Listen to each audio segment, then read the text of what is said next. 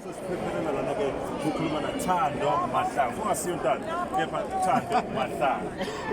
Thando asibhekele sikwamukela kumsakazo wePalapala FM kuyinto ukuthi lenhle ukuthi ke sibe nawe namuhla sikunayo i-event Ntando event.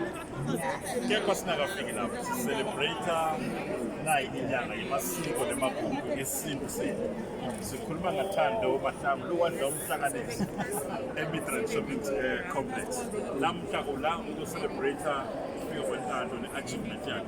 Awusathe usibeke ngabe kuthini esiveni seMandebele njengoba ke silana lapha? Kosa kwethu okwenzeka namhlanje ukuthi amaNdebele asikile umkara ukuthi Ntando thina kasikimako wathola ukuthi namhlanje nakagijima i-award wisa esikhabeni samaNdebele imedal azoyiwina uyiwinela amaNdebele wathola begodu namathu yaqala inyawo zakhe